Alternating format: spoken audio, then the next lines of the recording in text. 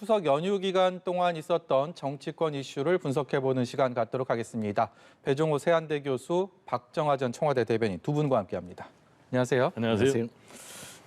추석 연휴 밥상머리에 무엇이 오를까? 연휴 시작 전에 여러 얘기들이 있었는데 결국 뚜껑을 열고 나니까 대장동 개발 의혹이었습니다. 이것이 집안 싸움 그리고 진영 간의 싸움 이 두 갈래의 양상으로 연휴 기간 동안 비춰졌습니다.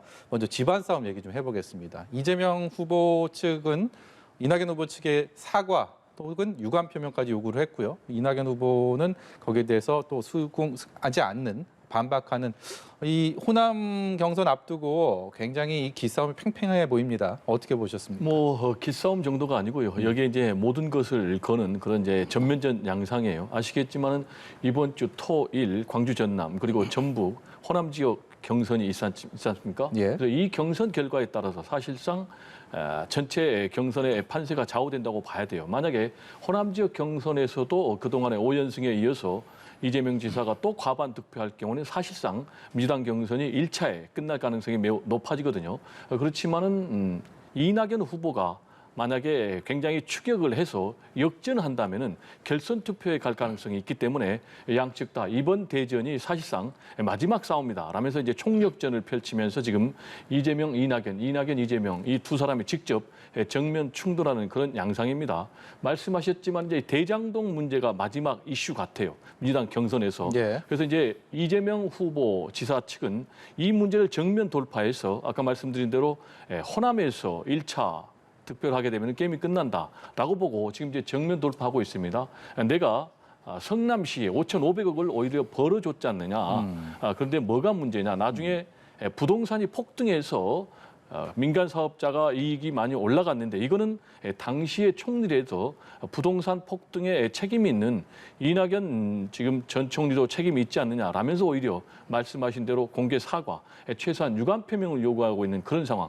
여기에 대해서 지금 이낙연 전 대표 같은 경우는 문제가 있다면은 당신이 개인적인 의혹을 풀면 되는데 왜 나를 끌고 가서 물타기를 하느냐라고 이제 맞불을 놓고 있는 그런 상황. 그래서 말씀하신 대로 이번에 추석머리 밥상에서 여러 가지 얘기가 오갔을 텐데 과연 호남인들이 어떤 선택을 해서 그 결과가 어떻게 나올지 이번 주말 대전이 상당히 결과가 주목이 됩니다. 추석 연휴 거치면서 박정하 대변인께서는 이 문제에 대해서 어떤 생각하셨습니까? 일단은 저는 이재명 후보의 대응을 보면서 이게 간단치 않은 사안이고 지금 호남 대전을 앞두고 있지만은 민주당 경선에서 마지막 최종적인 이슈. 근데 이게 민주당 경선 중에 진상규명은 어려운 상황이라 이 건이 이재명 후보가 예상대로 이제 민주당 후보가 된다면 예. 본선까지도 크게 흔들 만한 큰 폭발성을 갖고 있는 이슈구나라고 생각을 합니다. 워낙 우리 국민들이 이제 부동산에 대해서 감정적인 대응을 할 수밖에 없는 상황으로 몰려 있는데 이게 딱 거기에 소재가 맞는 거거든요. 그래서 예. 이재명 지사가 이 고비를 어떻게 넘기느냐가 가장 중요한 대목이 되는 것 같아요. 그러다 보니까 이재명 지사 측에서는 다소 수위를 넘는 대응들이 좀 나오고 있는 것 같습니다. 물론 이낙연 후보가 지금 마지막 호남 경선을 앞두고 사활을 걸고 있습니다만은 이재명 지사가 처음에는 최대의 모델 사업이다라고 했다가 새누리당 게이트, 국민의힘 게이트라고 몰아갔다. 이제는 이낙연 후보를 대고 사과까지 해라 아니면은 이 가짜 뉴스에 부안해종하지 말아라라는 말까지 하면서 가는 거 보면 이게 수위를 넘어가는 듯한 발언들도 나오거든요. 그래서 경선 이후 후유증까지도 걱정스러울 정도인데 지금 배 교수님 말씀 주신 것처럼 이재명 지사는 일단 정면 돌파, 부러뜨리기 작전으로 가고 있는 것 같아요. 결과는 사실은 제가 예측하기는 어렵습니다만 이게 그 진상이 나와서 과연 어떤 게 맞는 거지 이재명 지사가 얘기하는 것처럼 정말 최대의 치적거리인지 아니면 야당에서 그다음에 일부 야권 주자들이 얘기하는 것처럼 이게 정말 이상한 냄새나는 게이트인지 국민들이 판단할 수 있는 상황이 가야 이 건에 대해서 논란은 종지부가 되지 않을까 이렇게 보여집니다. 이 두 후보 간의 거센 신경전 와중에 다소 의아하게 생각하실 분들도 계실 것 같은데 5.18 얘기가 나오고 또 수박이라는 발언이 나왔어요. 이 부분은 글쎄 어떤 시선으로 봐야 될지 좀 궁금증 그리고 의아함이 생기는데요. 어떻게 봐야 됩니까? 그 문제와 관련해서는 이재명 지사 측이 이낙연 후보를 사실상 개혁에 굉장히 소극적인 인물이다. 오히려 보수 프레임에 동조해서 이재명 지사를 공격하고 있다라는 이제 논리를 펴기 위해서 말씀하신 대로 두 가지 문제가 나왔어요. 예. 하나는 이제 5.18 정신에 위배된다. 이 5.18 정신에 위배된다는 얘기는 왜 나왔냐면은 당시에 5.18에 대해서 대한민국의 사실상 모든 언론들이 폭동으로 규정을 해서 왜곡 보도를 했지 않습니까? 그 당시엔 그랬었죠. 그렇습니다. 그런데 지금 이제 이낙연 전 대표 측에서 모든 언론을 지금 내세워서 의혹을 밝히라라고 요구를 하고 있기 때문에 예. 모든 언론이 요구한다고 그래서 당신마저도 보수 언론 내지 이제 보수 기득권의 논리를 대변해 가지고 나를 공격하느냐라는 이제 그런 프레임이 하나 있고요. 같은 선상에서 볼 수는 없다. 그렇습니다. 그 프레임이 하나 있고 또 하나는 이제 수박 논쟁입니다. 예. 정확하게 제가 이걸 보니까 우리 안에 수박 기득권자들 이것도 이낙연이라는 이름을 정식으로 명시를 안 했지만 사실상 이낙연 전 대표를 지목하고 있는 거예요. 이건 무슨 얘기냐면 이제 우리가 수박이라고 생각을 하면은 통상 안과 밖이 다른 그런 사람들을 얘기하거든요. 네. 그렇지만 이제 이 수박이라는 용어가 일베 내지는 호남인들을 좀 비하하는 특히 이제 일베를 중심으로 그런 용어를 썼는데 이걸 가지고 사실은 이재명 지사가 이낙연 후보라는 사람이 사실상 민주당의 후보지만은 민주당 후보답지 않다. 네, 예. 라는 얘기인데 결국 이건 이제 대장동 의혹과 관련해서 나는 정당하게 오히려 성남시에 5,500억이나 벌어준 사람인데 이걸 나를 공격하고 있다라는 얘기를 이제 하기 위해서 이 두 가지 프레임을 댔는데 그럼 이제 이 결과가 과연 어떤 영향을 미칠까 호남 지역 경선에 제가 볼 때는 그렇게 큰 영향을 미치지 않는다고 봅니다. 왜냐하면 지난번에도 이재명, 이낙연, 이재명 이 두 분이 백제 발언 가지고 그랬었죠. 정면으로 붙었거든요. 그런데 이게 결과가 어떻게 나왔느냐? 그렇게 결과가 큰 영향을 미치지 못했어요. 어느 순간 좀 흐지부지 내버렸습니다. 그렇습니다. 그리고 저는 이제 호남민들 하면은 상당히 정치적 의식이 높거든요. 그리고 이제 이 발언이라는 게 용어라는 게 전체적인 컨텍스트 그러니까 문맥에서 이해가 돼야 되기 때문에 제가 볼 때는 냉정하게 호남민들이 판단하니까 경선 결과에는 그렇게 큰 영향을 미치지 않을 것이다 이렇게 전망합니다. 이 두 후보 간의 이런 신경전 와중에 현재 경선 3위를 달리고 있는 추미애 후보가 이재명 후보 편을 듣는 발언들을 공공연하게 하고 있습니다. 그렇죠. 이 부분은 결국 2위 후보를 견제하는 정도의 그런 의도다 이렇게 봐야 됩니까? 아니면 그 이상의 무엇이 있을까요? 모르겠어요. 정말 그 추미애 후보의 발언을 해석하기가 어려운데 지금 이 대장동 관련해서도 추미애 후보가 이재명 후보를 두둔하는 듯한 발언을 했죠. 예. 그리고 이전에 예비 경선부터 해서 쭉 추미애 후보는 그런 전략을 좀 써왔습니다. 그래서 결과적으로 만약에 최종 결과가 나와서 이재명 후보가 최종 후보가 됐을 때 추미애 후보가 어떤 모습으로 무언가를 정치적 이득을 얻을 수 있는지 이제 나중에 봐야 되겠습니다만은 그거는 해석하기가 굉장히 어려운 부분이 일단 하나 있고 네. 굳이 뭐 최근에 왜 대장지구 관련해서 추미애 후보가 저렇게 얘기를 했냐 보면은 이제 경선 이후에 정치적 입지에 대해서 좀 생각하는 거 아닌가라는 생각이 듭니다. 우선 지금 그 대구 경북 순회 경선을 지나면서 두 자릿수 3위로 이제 올라섰죠. 그리고 3위 다툼을 했던 정세균 후보가 이제 사퇴를 하고 그래서 추미애 후보가 확실하게 의미 있는 득표를 통해서 꼭 2위가 아니더라도 의미 있는 득표를 통해서 경선 이후에 민주당 내에서의 정치적 입지를 굳히기 위해서 저렇게 선명한 본인의 모습을 보여주면서 가고 있는 것 아닌가라고 해석을 좀 해봅니다. 그거 외에는 사실은 추미애 후보가 과거부터 쭉 얘기했습니다마는 뭐 검찰 개혁 관련해서 이낙연 후보를 공격한 건, 최근에 이 대장지구 관련해서 이낙연 후보를 공격한 것에 대해서 경선 이후에 추미애 후보의 정치적 입지 말고는 과연 이재명 후보를 왜 이렇게 두둔해야 되는지에 대해서 사실은 저로서는 해석하기 굉장히 어려운 부분입니다. 그러면 이제 제가 뭐 해석하기 어렵다고 그러니까 선명하게 해석을 한다면 크게 세 가지라고 봐요. 하나는 이낙연 전 대표가 마음에 안 든다는 거죠. 구체적으로는 자신이 법무장관 시절에 윤석열 전 총장과 정면 충돌할 때 검찰 개혁에 도와주지는 못하고 오히려 자신에 대해서 해임 건의를 했다라고 주장을 하고 있고 이 부분에 대해서 이낙연 전 대표는 아니다라고 부정하고 있음에도 계속해서 이 부분에 대해서 서운함을 표시를 하고 있거든요. 예. 따라서 이제 개인적인 감정이 있는 거고 따라서 두 번째로는 민주당의 개혁을 위해서는 이낙연 후보가 돼서는 안 된다라는 본인의 소신이 확실한 것 같아요.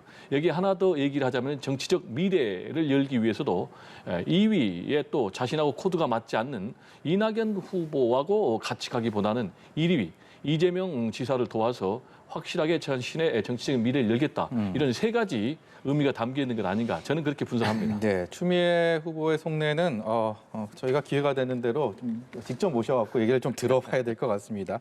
야권에서도 계속 여기에 대한 공세를 이어갔습니다. 이제 진영 싸움에 대한 얘기를 좀 해볼 텐데요. 뭐 너나 할 것 없이 야권 후보들은 이재명 후보에 대한 공세 수위를 하루하루 지날수록 더 끌어올리고 있는 상황입니다. 일단은 이게 사실은 앞서도 말씀드렸지만 굉장히 폭발성을 가질 수 있는 사안이기 때문에 지금 1위를 달리고 있는 이재명 후보에 대해서 공격이 집중되고 있습니다.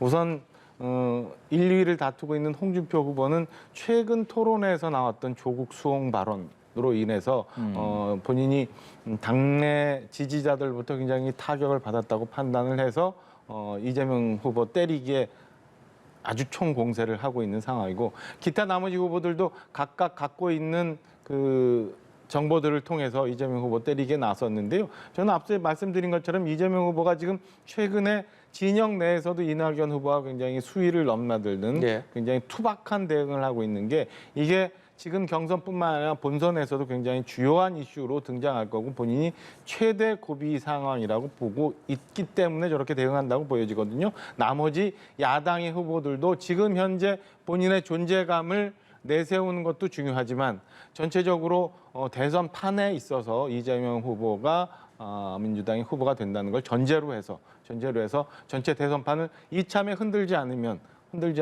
대선을 이렇게 완벽하게 이길 수 없다.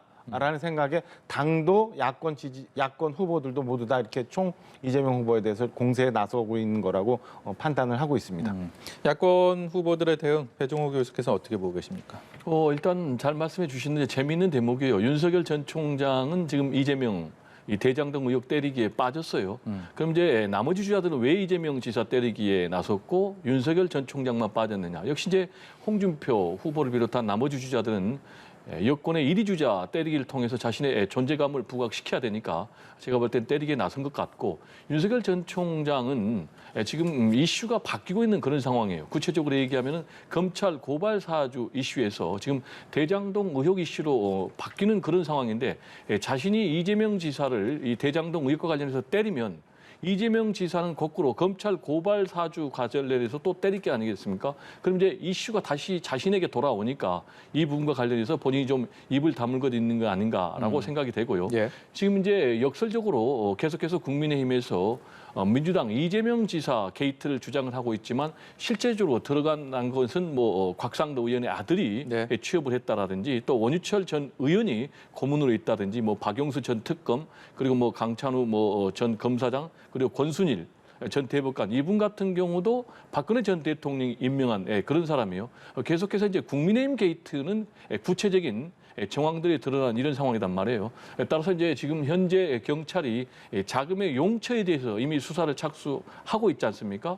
근데 대략 이 김모 100% 지분 갖고 있는 이분이 회사에서 빌린 돈이 470억이니까 이 470원의 용처를 수사를 해서 구체적으로 뭔가 단서가 나올 경우에는 그래서 정치권에 연루된 의혹이 드러난다면은 앞으로 여야 정치권 모두에 엄청난 폭탄이 되지 않을까 이렇게 전망이 됩니다. 예. 이쪽 국민의힘 쪽 그 원유철 의원이나 뭐 곽상도 의원 말씀을 하셨는데 사실은 보면은 격가진 것 같아요. 격가진 것 같아서 이게 앞서 있었던 우리 윤석열 후보의 고발 사주권과 관련해서 빨리 조속히 진상이 규명되지 않으면 여전히 정치적 공방으로 계속 갈 수밖에 없는 상황이라고 보여지고요. 저는 추석 연휴가 지나고 나면 두 후보의 지지율 추이를 한번 재밌게 볼 필요는 있지 않나 싶은 생각이 듭니다. 우선 여권에서는 지금 우리가 얘기하고 있는 이재명 후보가 호남에서의 어떤 득표를 보이고 있고 다음 주 지지율이 어떻게 되느냐. 이게 예. 뭐냐면 좀 전에 우리가 얘기했던 것처럼 5.18 수박 발언 뭐 이런 것들이 사실은 호남이 영린을 건드리는 듯한 느낌이 있거든요. 예. 그래서 과연 이게 어떻게 반영이 될 건가 하나. 야권에서는 사실은 지난번 홍준표 후보가 TV 토론을 통해서 조국 수홍 이게 뭐냐 뭐 이런 얘기를 들을 정도로 야당 지지층으로부터는 왜 저런 식의 인식을 갖고 있지라는 반응을 얻었거든요. 그래서 당내 게시판에서도 논란이 있었고 20, 30대 지지층에서도 흔들림이 있었는데 홍준표 후보에 대한 지금 지지율이 지금 조국 수홍의 논란을 가지고 다음 주엔 어떻게 반영이 될 건가? 여야 지금 두 후보에 대한 지지층의 움직임들이 어떻게 변할지를 추석 연휴 상황을 한번 지켜볼 대목이다 이렇게 말씀드리겠습니다. 말 한마디 행동 하나하나가 지지율로 바로 나타나는 최근의 대선 레이스 과연 어떻게 이 추석 연휴의 민심이 반영이 됐는지 주의 깊게 좀 지켜봐야 될 것 같고요. 앞서서 저희가 대담 문을 열면서 호남 경선 얘기를 좀 했습니다. 그야말로 어제부터 이제 투표는 시작됐고 이번 주말과 휴일 이틀 동안 그렇습니다. 광주 전남 그리고 전북 그야말로 이번 민주당 경선의 향배를 가늠할 수 있는 결과들이 나올 텐데요. 지지율도 최근에 여론조사들 좀 나오고 있고요. 앞서서 배 교수께서 전망을 하시면서 각각의 후보들이 생각하는 뭔가 그 맥시멈이라고 할까요? 기준치가 있을 겁니다. 이번에 어느 정도의 성과를 거두고 싶다. 그런 건 좀 어떻게 봐야 됩니까? 전망을 좀 해주신다면요. 각자 목표는 분명하죠. 이재명 지사는 과반 득표를 6연승해서 예. 결국 이제 경선 레이스를 1차에 끝내겠다라는 목표가 분명하고요. 그렇지만 이제 이낙연 후보 같은 경우는 호남에서 역전을 해서 추격의 발판을 만들어서 1차에서 과반 득표를 저지해서 결선 투표 가서 본인이 역전하겠다라는 이제 그런 그림을 갖고 있고 그 이제 그림 각자 다르지만은 그런 그림의 결과를 만들기 위해서는 호남의 경선 결과가 사실상 좌우된다고 봐야 되는데 지금 이제 여론조사는 상당히 요동치고 있는 것 같아요. 제가 이런 말씀을 드리는 이유는 지금 여론조사 기간마다 여론조사가 상당히 다르게 나와요. 예. 지금 이제 보면은 KSOI 한국 사회 여론조사연구소 여기 보면은 이제 이재명 지사가 36 그리고 이낙연 전 대표가 34로 2%포인트 앞서는 걸로 나오고 있거든요. 그렇지만 여론조사 공정에서는 이낙연 전 대표가 38%, 이재명 지사가 30%로 8%포인트 앞선 걸로 나오거든요. 이것만 봐도 지금 요동치고 있는 것 같고 그러면은 지난번에 이낙연 전 대표가 의원직을 사퇴하기 전 그리고 정세균 후보가 또 중도 포기하기 전 그리고 추석 민심 전 대장동 의혹 전에만 해도 한 40대 30으로 이재명 지사가 우위에 있었거든요. 따라서 전체적인 여론조사 흐름은 상당히 추격 양상은 좀 벌어지고 있다. 그렇지만 제가 볼 때 이게 과연 역전까지 가겠는가라는 부분은 저도 장담할 수 없고요. 다만 추세는 상당 부분 좁혀질 것이다. 그리고 제가 볼 때는 최종적으로 뚜껑을 열면 아마 백중세에서 수렴되지 않을까 이렇게 전망을 하는데요. 만약에 백중세에서 수렴이 된다면 두 후보 모두 이 정도면 선방했다, 됐다 이렇게 웃을 수 있는 결과로 생각을 할까요? 백중세로 수렴을 하면요. 이낙연 전 대표 측에서 호남 지역 경선에서는 상당히 약진을 한 건 사실이죠. 그동안은 계속해서 이재명 지사가 5연승 해가지고 51% 넘는 과반 득표를 했기 때문에 그렇지만은 이미 누적 득표에서 상당히 앞서고 있거든요. 53%대 지금 32%가 되고 있는 상황 아니겠습니까? 따라서 백중세를 가게 되면은요. 앞으로 남은 경기 또 그리고 서울, 인천이 수도권이 엄청 중요하거든요. 네. 또 규모가 크고 그리고 앞으로 2차, 3차 선거인단도 계속해서 지금까지 양상으로 가면 1차에 끝나거나 또는 50%를 약간 부족하는 그런 결과가 나오면 결국은 역전해서 뒤집기 좀 어려운 결과이기 때문에 이낙연 후보 측에서는 최대한 큰 폭으로 이기기를 아마 기대하고 있지 않나 생각이 됩니다. 예. 9월 초 제 여론조사를 보면은 사실은 아까 교수님 말씀 주신 것처럼 호남에서 약 10%포인트 정도 이재명 후보가 다들 앞서는 조사가 나왔는데 최근 조사는 엎치락뒤치락하고 있으니까 판세가 지금 출렁거리고 있는 것은 분명한데 대부분의 전문가들이 얘기하고 있는 게 42% 정도의 득표율을 마지노선으로 평가하고 있더라고요. 42%요? 그러니까 지금 현재 누적 득표가 53대 33 정도 이재명 후보가 20%포인트 정도 앞서고 있는데 호남 순회에서 20만 표 권리당원 투표에서 42%를 만약에 이재명 후보가 얻게 된다면 42% 이상을 얻게 된다면 무난히 결선 없이 과반 득표가 가능하겠다라는 얘기들을 하고 있거든요. 그래서 예. 호남에서 이재명 후보가 몇 퍼센트를 얻고 이낙연 후보가 이에 비춰서 어느 정도 쫓아가느냐 관건. 두 번째는 호남 대전 끝나고 다음 주에 이제 이 소위 말하는 대장동 논란이 2차 선거인단 투표에 어느 정도 영향을 미치느냐에 따라서 결선을 가느냐, 그렇지 않고 이재명 후보가 낙승을 하느냐가 결정될 것 같습니다. 반면에 국민의힘에서는 추석 연휴 전에는 그야말로 직접적인 변수가 될 것이라고 전망이 됐던 이른바 고발 사주 의혹이 추석 연휴를 지나면서 조금은 사그러든 상황입니다. 그렇기 때문에 추석 연휴 이후에 윤석열 그리고 홍준표 후보 간의 이 지지율 경쟁이 과연 어떻게 전개될지, 어떤 요인들에 또 영향을 받게 될지도 궁금한데요. 그 그러니까 부분도 지켜봐야 전망해 될 것 주시죠. 같아요. 우선은 지금 1, 2위 다투고 있는 윤석열 후보 같은 경우는 고발 사주권이 어떤 식으로 흘러가느냐. 근데 사실은 지금 뭐 손준성 보냄이라는 사람으로부터 김웅 의원 그리고 조성은이라는 제보자까지는 대강의 윤곽이 나오는데 손준성 보냄이라는 사람에 대한 이 정체도 아직 분명치 않고 예. 이 고리가 윤석열 총장으로 가는 고리도 확실히 드러나는 게 없고 이 바깥에 조성은 제보자와 또 박지원 국정원장과의 관계도 애매한 상황이라 고발 사주권이 어떻게 흘러가느냐에 따라서 윤석열 후보에 대한 지지율이 출렁.